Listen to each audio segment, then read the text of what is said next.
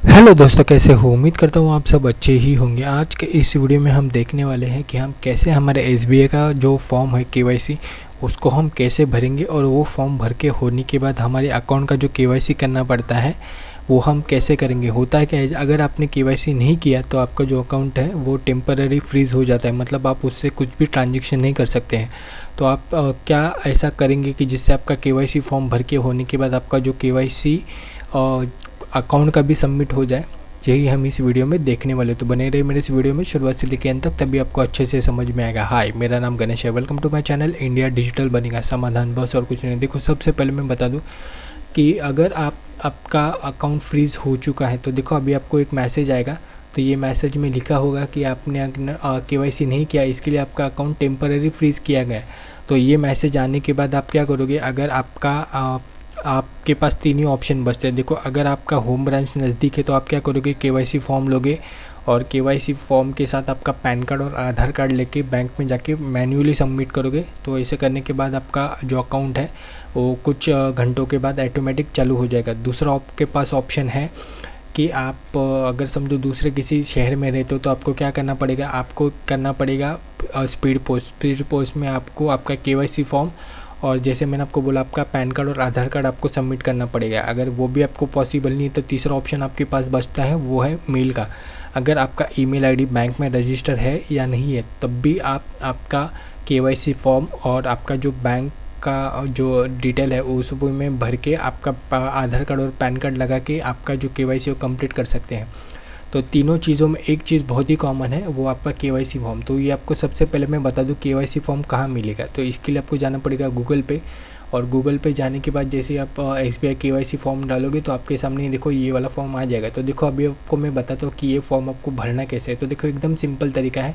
सबसे पहले आपको यहाँ पे आपका नाम डालना है, जो भी है पूरा नाम डाल देना है। यहाँ पे आपके फादर्स का नाम आएगा पूरा, और तीसरे इसमें आपका जेंडर आएगा, मेल फीमेल जो भी है, और यहाँ पे आपका मैरिटल स्टेटस आएगा। अगर आप सिंगल है तो सिंगल पे आएगा, मैरिड है तो मैरिड के ऊपर आएगा, आपका डेट ऑफ बर्थ आएगा। ये आपके आधार कार्ड और पैन कार्ड के ऊपर जो लिखा है वही आपका आएगा। यहाँ पे आपका नेशनलिटी आएगा, आप इंडियन हो कि नॉन इंडियन हो। तो यहाँ पे मैं इंडियन हूँ तो मैं इंडियन के ऊपर सिलेक्ट करूँगा। और नीचे आपको फोर्थ में आपको लिखना है आपका स्टेटस, मतलब आप इंडिया में रहते हो कि आउट ऑफ इंडिया रहते हो या फिर फॉरेन हो, जो भी आपका रहेगा आपके हिसाब से आपको टिक करना है। यहाँ पे आपको पैन कार्ड, जो आपके पास पैन कार्ड है वहाँ उसका डिटेल भरना है। यहाँ पे आपको आपका आधार का यूआईडी, मतलब आपका जो आधार कार्ड है वो आपको यहाँ पे जो नंबर है 12 डिजिट का वो यहाँ पे आपको डाल देना है। यहाँ पे आपको प्रूफ के इसमें आपको पैन कार्ड आपको लगाना है तो पैन कार्ड लगा सकते हैं। अगर आपको वोटर कार्ड और अदर आपके पास जो भी फ़ोटो आईडी अगर आपको लगाना है तो वो भी आप लगा सकते हैं। तो मैं यहाँ पे पैन कार्ड के ऊपर क्लिक करूँगा और यहाँ पे पैन कार्ड का डिटेल भर दूँगा। नीचे आपको एड्रेस भरना है, एड्रेस आपका जो भी बैंक में रजिस्टर है वही एड्रेस आपको यहाँ पे डाल देना है।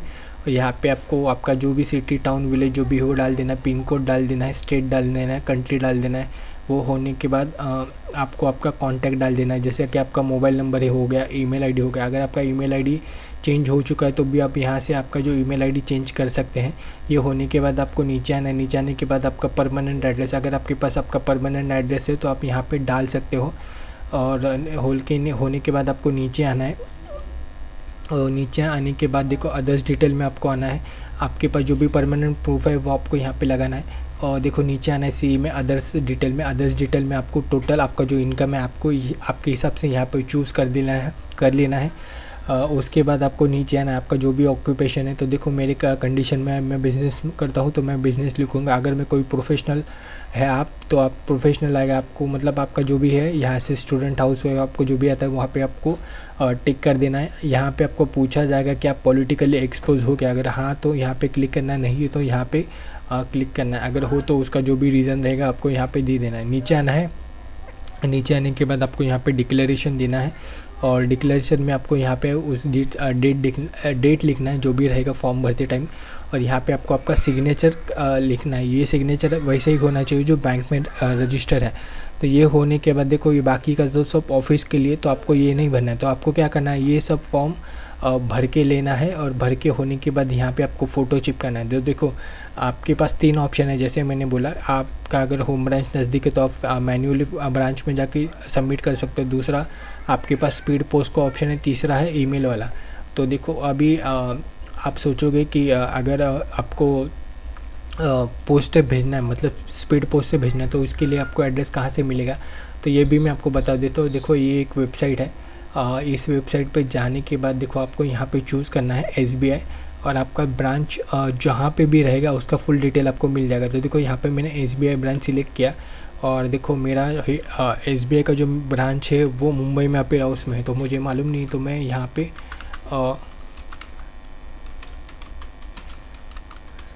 अपेरा हाउस डाल के यहाँ पे सबमिट करता हूँ। जैसे अपेरा हाउस डाल के सबमिट करता हूँ, देखो सबसे पहला वाला मेरा जो डिटेल आया, तो देखो आप यहाँ से देख सकते हैं, जैसे मैंने आपको बोला यहाँ पे मुझे स्पीड पोस्ट करना है। तो स्पीड पोस्ट करने के लिए देखो यहाँ पे मुझे एड्रेस भी मिला, और एड्रेस मिलने के बाद यहाँ पे मैं ब्रांच में बहुत आसानी से स्पीड पोस्ट भेज सकता हूँ। देखो स्पीड पोस्ट में भेजने के लिए आपको क्या क्या लगेगा, अभी जो SBI का जो KYC फॉर्म भरा था वो आपको पूरा भरना है। उसके साथ साथ आपका जो पैन कार्ड है और उसका एक कॉपी, और आपका आधार कार्ड का कॉपी, दोनों के ऊपर आपका सिग्नेचर, और ये तीनों चीज़ों आपको एक एनवलप में डाल के ये रजिस्टर्ड एड्रेस पे स्पीड पोस्ट कर देना है। स्पीड पोस्ट करने का फ़ायदा ये होगा कि आपके पास एक स्लिप रहेगा, जिससे आप आगे वो एप्लीकेशन बहुत आसानी से ट्रेस कर सकते हो। तो आप जैसे ये करोगे, तो ये करने के बाद 1 से 2 दिन के बाद आपका जो अकाउंट है वो एक्टिवेट हो जाएगा। लेकिन मैं आपको बताऊंगा सबसे आसान तरीका ये है कि आप अपनी जो बैंक है उसमें आप ईमेल कीजिए। अगर आपका मेल बैंक में रजिस्टर है तब भी आप ये काम कर सकते हैं, नहीं है तब भी कर सकते हो। जैसे मैंने आपको पहले बोला कि बैंक के पास आपका डिटेल पहले से ही, तो बैंक को आपको कुछ भी नया कुछ सबमिट नहीं करना। आपके पास जो आपके पुराने डॉक्यूमेंट है वही आपको बैंक में सबमिट करने हैं। तो मैं आपको सजेस्ट करूँगा कि आप ये जो तीसरा वाला तरीका है वो सबसे आसान है। तो इसके लिए आपको क्या करना पड़ेगा, इसके लिए आपको देखो ये जो KYC फॉर्म है वो आपको भर के लेना है। भर के लेने के बाद उसमें आपको फ़ोटो और सिग्नेचर जो भी है वो आपको पूरा भर के लेना है। भर के होने के बाद अगर आपके पास प्रिंटर है तो आपको स्कैन करके लेना है। अगर प्रिंटर नहीं है तो आपको क्या करना है, गूगल में जाना है, और गूगल में जाने के बाद एक गूगल का एक एप्लीकेशन आता है जिसका नाम है फ़ोटो स्कैन। तो आपको क्या करना है, वो वाला एप्लीकेशन लेके आपका जो एप्लीकेशन है वो मोबाइल से स्कैन करोगे तो भी चल जाएगा, और वो मतलब स्कैनर के जैसे ही काम करता है। तो उसका भी लिंक मैं आपको डिस्क्रिप्शन में दे दूँगा। तो आपको क्या करना है, वो वाला लेना है, और लेके होने के बाद अभी आपको मैं तीसरा तरीका मैन्युअली बताऊँगा। उसके लिए आपको क्या करना है, जाना है अपनी जीमेल पे, और जीमेल आईडी ओपन करना है। जीमेल आईडी ओपन करने के बाद देखो आपको मैं दिखाता हूँ। जीमेल आईडी ओपन करने के बाद आपको जाना है ड्राफ्ट में, कंपोज में जाने के बाद देखो यहाँ पे सबसे पहले आपको लिखना है। देखो सबसे पहले आपको क्या करना है, आपके जीमेल में जाना है। जीमेल में जाने के बाद लेकिन इसके पहले आपको एक चीज़ करना पड़ेगा, वो ये कि आपका जो भी अभी मैं आपको दिखा देता हूँ। देखो यहाँ पे आपको इस तरह से कुछ आपके डॉक्यूमेंट लगाने पड़ेंगे। तो देखो यहाँ पे मेरा आधार कार्ड है, उसके ऊपर सिग्नेचर है, और पैन कार्ड है उसके ऊपर भी सिग्नेचर है। तो ये आप कैसे करोगे, देखो एक सिंपल है, आपको आपका मोबाइल लेना है, मोबाइल से आपके जो भी फ़ोटो खींच लेने। खींचने के बाद अभी आपको क्या करना है, जाना है कैनवा में, और कैनवा में जाने के बाद देखो अभी मैं आपको दिखाता हूँ। कैनवा एप्लीकेशन आप मोबाइल में भी इस्तेमाल कर सकते हो और आपके कंप्यूटर पर भी इस्तेमाल कर सकते हो। तो आपको क्या करना है, कैनवा ओपन करना है। कैनवा ओपन करने के बाद A4 साइज़ में जाना है। A4 साइज़ में जाने के बाद ये कुछ ऐसा खुलेगा। तो अभी आपको यहाँ पे आपका आधार कार्ड लगाना है। तो आपको क्या करना है, जैसे मैंने आपको बोला आपको फ़ोटो खींच लेना है। तो देखो आप देख सकते हैं, देखो अभी मैं आपको दिखाता हूँ। तो ये देखो मेरा आधार कार्ड हो गया। तो मैं यहाँ पे मेरा आधार कार्ड नंबर डालूँगा, और ये देखो ये पीछे का साइड हो गया। तो जो मैंने फ़ोटो खींचा था इस तरह से आपको यहाँ पे लगा देना है, और लगा के होने के बाद अभी आपको क्या करना है, ये होने के बाद अभी आपको यहाँ पे सिग्नेचर ऐड करना है। तो सिग्नेचर के लिए आपको क्या करना है, जैसे मैंने आपको बोला, देखो ये सिग्नेचर है, ये आपको मोबाइल से खींच लेना है। खींचने के बाद देखो आपको यहाँ पे इसको चाहिए तो आप रोटेट भी कर सकते हो, और रोटेट करने के बाद देखो ऐसे आपको यहाँ पे लगा देना है। तो देखो आप देख सकते हैं यहाँ पे सिग्नेचर हो गया। तो अभी मैं इसको यहाँ पे सेव करता हूँ, तो ये थोड़ा सा समय लेगा। तो ये तो देखो आधार कार्ड हो गया। अभी मैं आपको दिखाता हूँ पैन कार्ड करके। तो ये सिग्नेचर मैं ऐसे रखूँगा।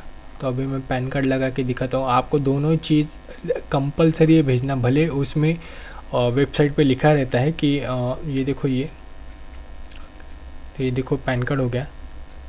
तो ये पैन कार्ड मैंने आपको सिक्योरिटी रीज़न ये आपको मैं ब्लर करके दिखा रहा हूँ। तो आपका जो ओरिजिनल है वो आपको लगाना है। लगाने के बाद अभी ये होने के बाद मैं अभी इसको डाउनलोड करता हूँ। तो देखो आपको क्या करना है, आपका आधार कार्ड और पैन कार्ड आपको इस तरह से सिग्नेचर करके ये बनाना है, डॉक्यूमेंट बना लेना है।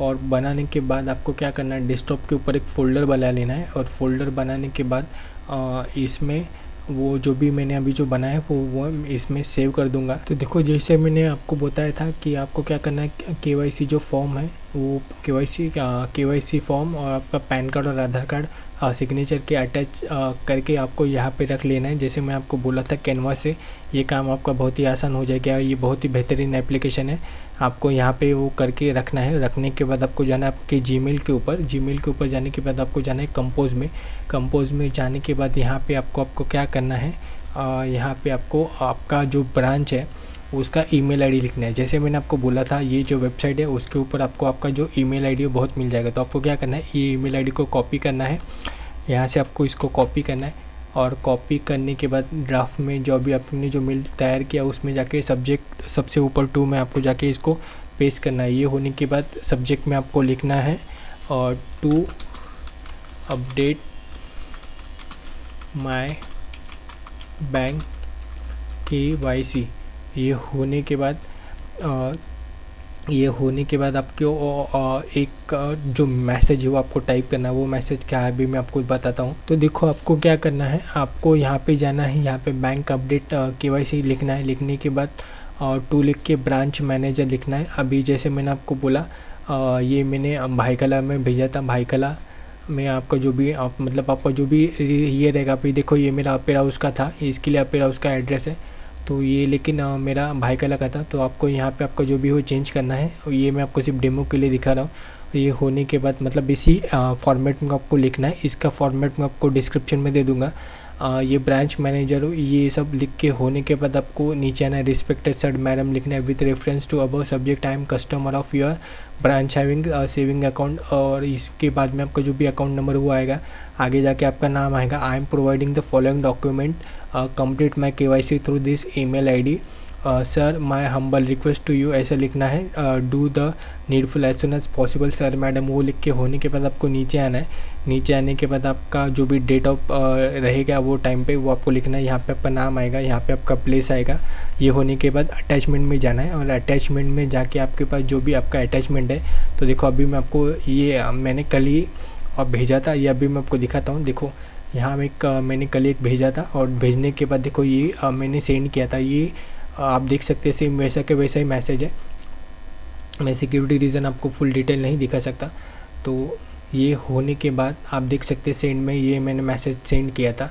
ये सेंड करने के बाद आप देख सकते हैं ये करने के बाद कुछ ही घंटे के बाद मुझे मैसेज आया। अभी मैं आपको वो दिखाता हूँ। देखो जो मेरा रजिस्टर मोबाइल था उसके ऊपर ये वाला मैसेज आया। आप देख सकते हैं जो ये मेरा अकाउंट की जो लास्ट डिजिट है मतलब ये मेरा KYC हो गया। तो इस तरह से आप बहुत आसानी से आपको सेंड करना है। तो सेंड करने के टाइम आपको एक ही चीज़ याद रखना है कि आपको यहाँ पे आपको जो भी 3 डॉक्यूमेंट आपको देना है, जैसे कि आपका आधार कार्ड हो गया, पैन कार्ड हो गया और आपने जो KYC का फॉर्म भरा था वो फुल भर के आपको सेंड करना है। और सेंड करने के बाद कुछ मिनट के बाद जो आपका अकाउंट है वो एक्टिवेट हो जाएगा। तो जो KYC फॉर्म है वो भर भी सकते हो। भर के होने के बाद आपका जो KYC जो बैंक का पेंडिंग है वो कर भी सकते हैं। उम्मीद करता हूँ मेरा वीडियो आपको बहुत ही पसंद आया होगा। अगर मेरा वीडियो आपको पसंद आता है तो मेरे वीडियो को लाइक कीजिए, शेयर कीजिए, सब्सक्राइब कीजिए। मिलते हैं कैसे नए वीडियो में, तब तक के लिए जय हिंद, जय भारत।